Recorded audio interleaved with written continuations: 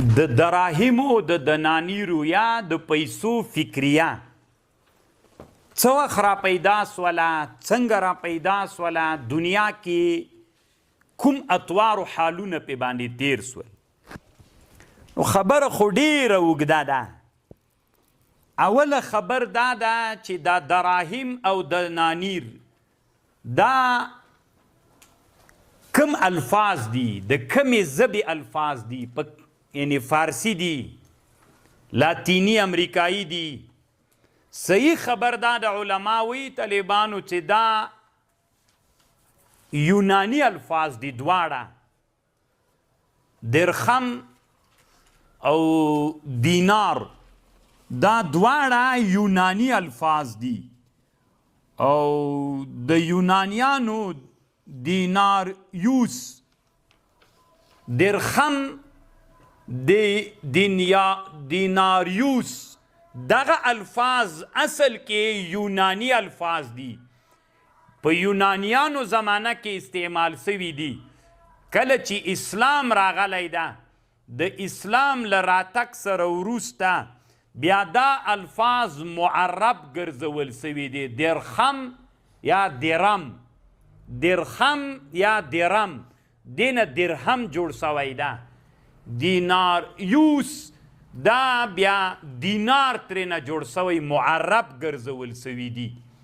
اما په اصل کې دا دواړه الفاظ یونانی الفاظ دي.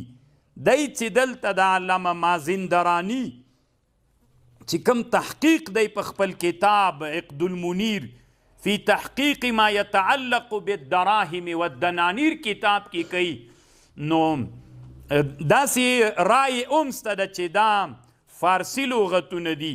بعضې علما وایي چې دا لاتینی نومونه دي، خو نه صحیح دا ده چې یونانی الفاظ دي. دا یوه مسله سوله، په دې باندې ډیره بحث نه کوو. دغه دینار او درهم دا څه وخت کې سکه سول. دویمه مسئله طالبانو د سکې ده. سکه دې ته وایي چې ته یوه وسپنه راواخله، ویلې یې که، هغې ته یو ځان ته نقش ورکه. دغه نقشوالی په دې پیسو کې دې ته سکه وایي، مضروبه ورته وایي، مسکوکه ورته وایي، سکه ورته وایي.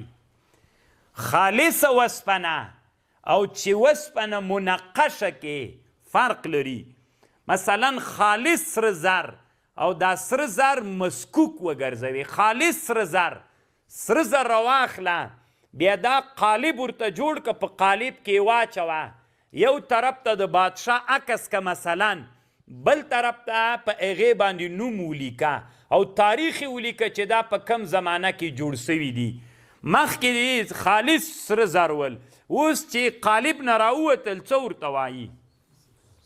سکه ورته وایي. دې سکې ته څه وایي چې د سرو زرو نه جوړي؟ دینار. او کله چې ته یو قالب جوړ کې، سپین زر ور واچوې، یو طرف ته مثلا د بادشاه عکس کې، بل طرف ته نوم کې او هغه تاریخ ورسره ولیکې، دې ته طالبانو مخکې سپین زر ول، اوس څوک تر جوړ سول؟ سکه تر جوړه سوله. دې سکې ته څه وایي؟ دې ته درهم وایي، دې ته مسکوک و سکم وایي. که تاسې پویان دي، ما تاسو ته مخکې یوه خبره وکړله چې سپین زر چې حسابوئ، مسکوک به حسابوئ که غیر مسکوک؟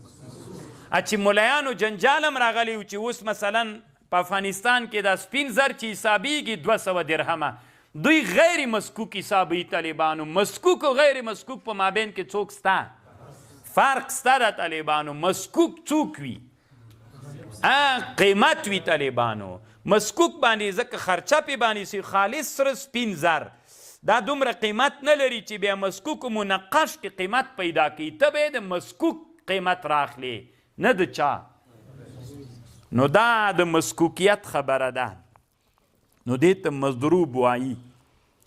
او بیا په دې باندې علما احادیث هم نقل کوي. نبی علیه السلام منع کړي عن کسر سکة المسلمین الجائزه بینهم الا من بأس.